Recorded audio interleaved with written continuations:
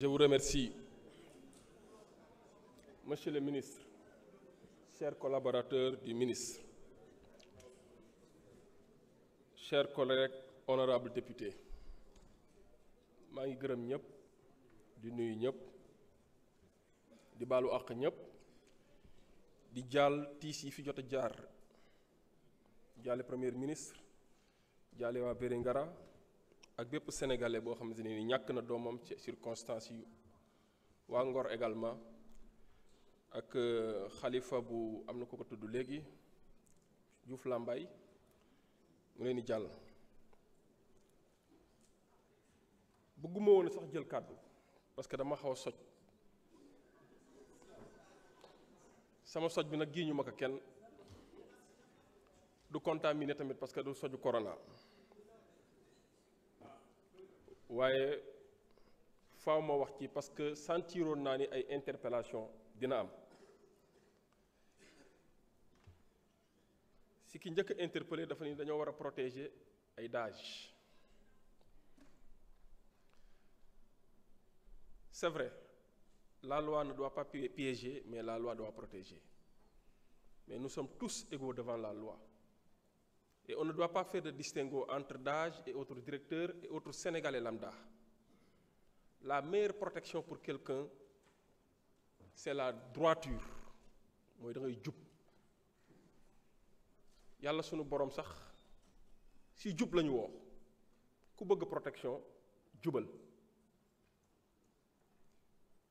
kon yàlla doy na laxukaay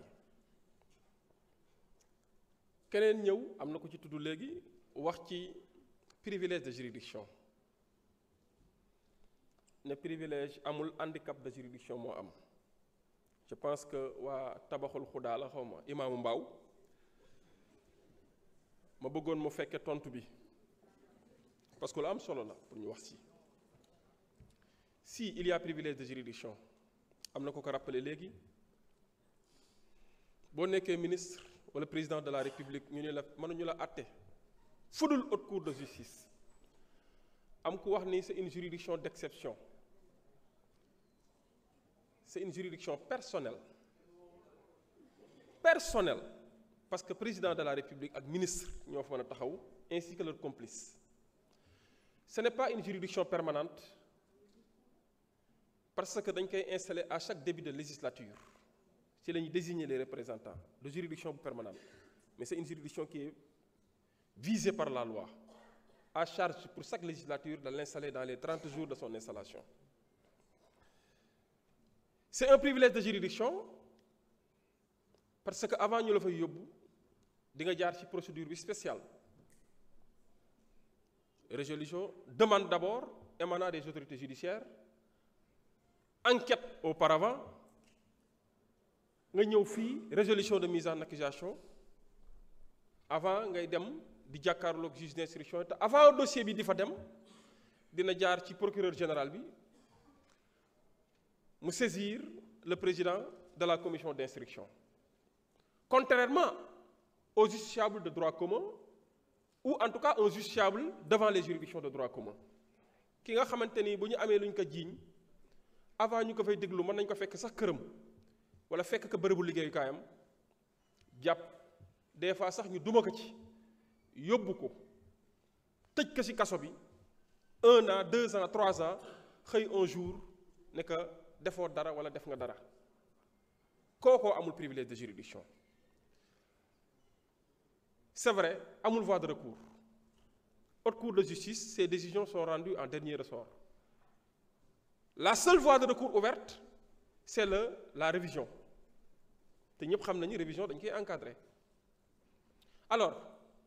mënoo am privilège boobu spécial boobu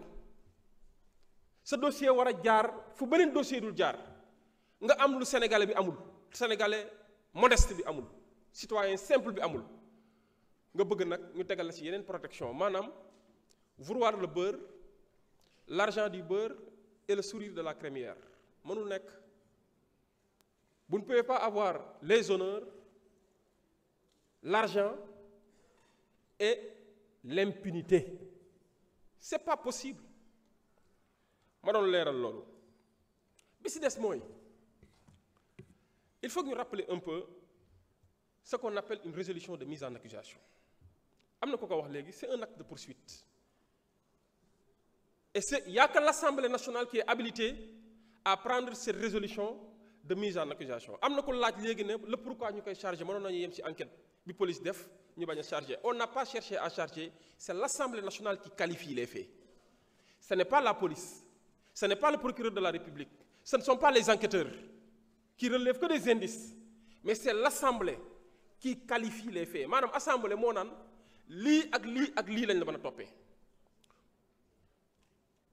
Article 17 de la loi sur la haute cour de justice, rappelez-nous. Énoncé sommaire des faits, nom et prénom de la personne concernée, ainsi que les textes de loi qui fondent la poursuite ou les poursuites. C'est l'article 17. Donc c'est l'Assemblée nationale. Mais c'est l'Assemblée qui fixe le périmètre contentieux. Cela veut dire quoi? Que le dossier de la commission d'instruction nous saisir que nous commençons à enquêter. Gis yenen fait yo xamanteni ni visé wuñ ko ci résolution de mise en accusation yi day dello dossier bi Assemblée nationale. Pour Assemblée nationale, def ce qu'on appelle une procédure d'extension. Manam ni mu ko yemle won ci yenn fait bu démé ba gis yenen fait da kay delluwaat pour ñun rek ñoko mëna autoriser pour mu top fait yoyu. Bo boba buñ ko saisiré, Assemblée a 10 jours pour répondre pour delloowaat ko. Kon Assemblée moy poser l'acte de poursuite. C'est vrai, amna ko wax légui né dañuy jël la place du procureur. Non, jëluñu la place du procureur, on ne prend la place du procureur que sur la mise en mouvement de l'action publique. Manam ci tambalay action publique bi. C'est lañu jël procureur, mais c'est le procureur qui exerce l'action publique. Bu amé ay demande de liberté provisoire, bu amé yeneen demande subséquente, c'est le procureur qui dit que je ne m'oppose pas, j'accepte ou je refuse. Mais par rapport à la mise en mouvement de l'action publique, il n'y a que l'Assemblée nationale qui est habilitée, effectivement, à saisir la haute cour de justice. Benen bi ci dess moy ñuy rappeler également yenn dispositions yi nga xamanteni mo concerne la loi sur la haute cour de justice parce que bo ñëwé ci article 24 et article 25 daf ñu waxal procédure bi ak processus bi yépp wax compétence bi ak wax li ñu naan les renvois entre la commission d'instruction et l'Assemblée nationale en cas de découverte de nouvelles charges pouvant être qualifiées crime ou délit et justiciable devant la haute cour de justice. Alors que personne ne vient ici pour parler de règlement de compte personnel. C'est vrai, nous sax dañuy xaw a réer ci mbir moom règlement de compte day am à chaque fois mais li ñuy tere mooy règlement de compte personnel. Quand vous êtes gestionnaire de deniers publics, dépositaire de pouvoir public, mais en fin de mission, effectivement, il faut faire les comptes. Mais li ñuy bañ mooy régler des comptes personnels. Mais règlement de compte, c'est acceptable. Corollaire, voilà, synonyme, c'est la reddition des comptes. Donc, vous faites un règlement de compte personnel. Ni chasse à l'homme, ni justice des vainqueurs. Le pourquoi je dis qu'il n'y aura pas justice des vainqueurs, c'est ce que fait là. Rapport B, 2023 là, enquête 2022 là, jamono joju Pastef ñu ngi koy persécuté. Jamono joju ki jiite Pastef ñu ngi koy persécuté am na ay jamono yoo xam ne sax ba ñuy jox procureur rapport bi ñu ngi ko barricade këram. Cour des comptes kan moo leen santoon ñu def enquête bi ñi fi nekkoon la. Cour des comptes boobu ay magistrats émérites la bañ defee seen enquête ba pare jaar nañ fi ñu war a jaar wax nañ ñi ñu war a waxal ñu seen interlocuteur ba ñu paree def nañ seen rapport jébbal kañ ki ñu ko war a jébbal kañ ko jébbal ko kan la. Mais c'est le président de la République qui fi nekkoon moo ko jël bu fekkoon da kaa xool ne gisuma ci li ñuy toppee nit mu teg ci comme ni mu tàmmee di def teg ci concam mais moom moo ko jël de son propre chef sans contrainte jébbal ko procureur de la République. Procureur de la République xaj na moo ci tegoon concam mais bu ñu ko kenn jiiñ ñun bu ñu ñëwee hérité dossier bu mel noonu est-ce que dañ ciy tegaat suñu conc wala dañuy bàyyi l'œuvre judiciaire faire son travail. En tout cas l'œuvre judiciaire se poursuivre moo tax ma bëgg ñuy leeral ne mbir mi de justice des vainqueurs lu ñu fi fekk la te faaw mu continuer beneen bi da ciy baax ñu koy fàttali Covid ba mu fi duggee dañu woon le Sénégal où le monde était en guerre contre un adversaire invisible silencieux et tueur ñu restreindre suñuy liberté la liberté d'aller et de venir confiner ñu suñu kër sénégalais yi adhéré ci restriction yi sénégalais yi mobilisé wu participer génn enveloppe natt joxe jamono jooju décrété nañ état d'urgence instauré nañ couvre-feu restreindre suñuy liberté d'aller et de venir imposer ñu certaines règles en tout cas de prescription à savoir le port de masque même ceux qui souffraient d'infection pulmonaire avaient des difficultés de porter le masque mais pourtant porté nañ ko parce que bu ñuy dem ci yenn entreprises yi wala yenn services yi bu nga accéder fa il faut nga laal gel hydroalcoolique porter le masque beneen bi mooy cérémonie familiale et sociale yi que ça soit heureux ou malheureux demoon nañ ba nit day waajuram sax day génn àdduna ñu ni ko mu nga Tambacounda moom mu ngi Dakar du fekkee bu ñuy denc waajuram wala ñu ni ko sa mag day takk ci soxna nga war a dem fekk kii bi ñu ne la dañuy tere regroupement gis nañ fi ñoo xam te ne mariage dañ leen fekk ñuy célébrer ñu jàpp leen yóbbu ci kaso bi loolu am na ci biir période Covid bi gis nañ fi ay hôtels yi fermé parce que dañ doon tere liggéey guddi parce que y a des entreprises qui fonctionnaient H24 24 heures sur 24 que je qualifie des entreprises à feu continu jaaykatu fonde yi liggéeyatuñu mosquée yi ñu tëj leen fekk nañ fi am na ko rappelé léegi jàkk ñu fekk fa nit ñëpp ramasse yóbbu kaso yóbbu jàpp leen yóbbu police sénégalais yi jox leen xaalis nattal leen ñu confiné ñu sunu kër tëj ñu 20 heures gis nga fi ñu gis kilifa ay takk der topp ko ak ay yat muy daw lépp fekk nañ fi ba ñu demee ba leeral nag ñu ne am na ay problème sur 1000 milliards 6 milliards 600 am na problème ñi fi wax ñëpp d'accord nañu dafa war a leer ñëpp am na kenn ko wax sànq sax mun xaw ma fu ma koy situer des fois mu ni dafa war a leer des fois mu ni attention des fois mu ni dafa mel ni règlement de compte la mujj gi xamatuma fan laa koy situer dem na ba ñuy accuser naan noonu la justice def na prudent tagg justice ne ay nit yu indépendant ñoo fa nekk waaye nañ def attention pour dire quoi que ñun amuñu lenn lu ñu concerné personnellement amul benn règlement de compte amul benn justice des vainqueurs amul benn revanche bu ñu jël mais comme ñoo ko simboon toggal ñu ko yàkkal ñu ko lekkuñu ko ñoom bëgg ñu ko lekk loolu nañ bàyyi justice leer loolu ndax mën nañ ko lekk wala mën nañu ko lekk mbirum corruption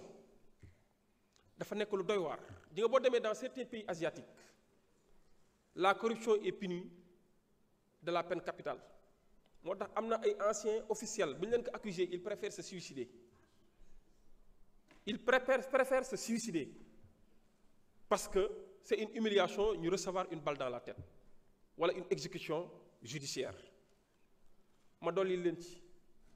en Chine bu ñu la exécuté bal bi la rey sax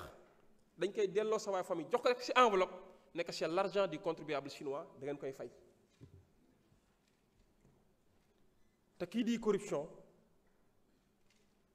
di une société en décadence corruption baaxul ci lenn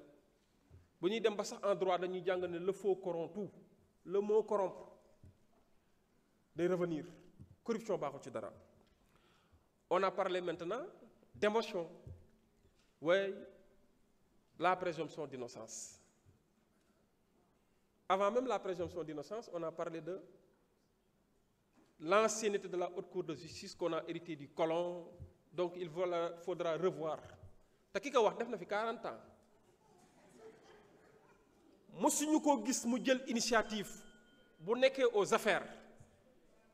mësuñu koo gis non 20 minutes laa wax dañ may dolli yeneen mu jël initiative ba mu nekkoo aux affaires ne nañu revenir sur la loi sur la haute cour de justice kon tey jii nekk nañ de l'autre côté il faut revenir sur la loi et en revenant sur la loi on nous parle de présomption d'innocence ba ñuy jàpp Diomaye Faye où était la présomption d'innocence barabu liggéeykaayam nañ ko fekk ba ñuy jàpp le président Ousmane Sonko di ko diaboliser où était la présomption d'innocence ba ñuy jàpp les 2000 détenus politiques ñenn ñi bracelet lañ takk ñu génn ñu jàppaleen où était la présomption d'innocence am na si koo xam ne émoticône la def ci page Facebook am benn événement mu reetaan ñu jàpp ko yóbbu si kaso bi 6 mois où était la présomption d'innocence kon tey ji la ñuy wax présomption d'innocence oui il y aura présomption d'innocence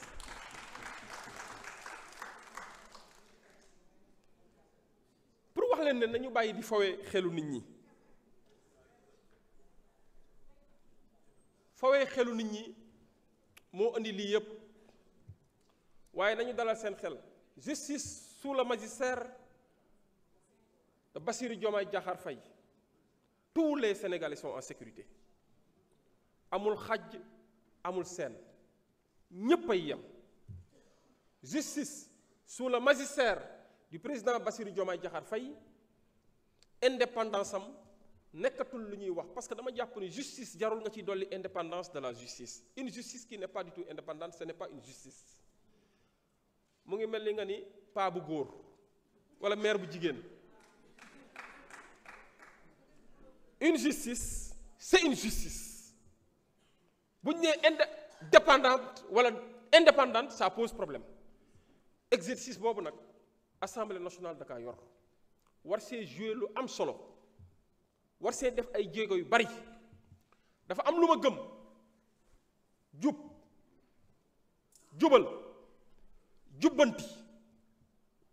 bu demee ba të nit jubal mu ni du mu jub nga jubbanti mu të dafa des beneen ji muy jàpp kon jubal jubbanti walla jàpp ba tax na ma wax ngeen dalal seen xel haute cour de justice ce n'est pas une juridiction politique je suis désolé ce n'est pas parce que il y a des députés que c'est politique non je suis désolé même les lois qui sont appliquées par les juges de droit commun sont votées ici à l'Assemblée nationale bu ñu xeeb Assemblée nationale même si la haute cour de justice est composée de députés mais le président c'est le premier président de la Cour suprême secondé par le premier président de la chambre pénale de la Cour suprême et à ses côtés il y a le procureur général près de la Cour suprême ce n'est pas du tout politique et décisions yi ñu jël ce ne sont pas des décisions politiques c'est des décisions juridictionnelles judiciaires mais nag mënuñu laa jox alalu réew mi oto réew mi carburant réew mi sécurité réew mi lumière réew mi yu xàllal la yoonu réew mi booy dox ñu bloqué ñépp ne la dogalal pour waa réew mi lebal pour waa réew mi lebal ci turu réew mi xoolal li ngay fay bor bi ci turu réew mi nga jël lépp tekk de côté def loolu yépp def sa poche ne bu ñu ma topp parce que ancien président de la république la ancien ministre la rendre na des services jaaykatu ñett caaf bi chaque jour mu rendre service à l'état du Sénégal de dignes et loyaux services parce que mu ngi fay impôt jaaykatu këriñ bi ak jaaykatu banaana bi ngay romb di ko xeeb mu ngi fay impôt te amul boobu privilège amul 1000 litres carburant amul 2000 litres carburant amul garde corps amul dara te chaque jour mu ngi jooytu haute cour de justice pour man privilège bi dafa ëpp waroon nañoo mën a dellu si nag pour man c'est là où j'attends l'Assemblée nationale dellu ci yemale ñëpp député bu ñu fi gis ñooy tox yàmbaa duñu fi nekk di relever sa unité parlementaire dañuy dem yóbbu la juger la président de la république bu ñu fi jàmm muy jaay drogue dañ koy jël jàpp yóbbu ko juger ko parce que c'est une haute trahison et puis ça doit être systématique automatique jox pouvoir même plein pouvoir au procureur général pour mën a di mettre en mouvement yenn action yi mais au Sénégal il y a trop de privilèges il y a trop de protection moo tax ñenn ñi am liberté di teg seen conc mais loolu jeex na fi tàkk abadan daayiman d'appel. jërëjëf. Bien. Takk. jeex na tàkk.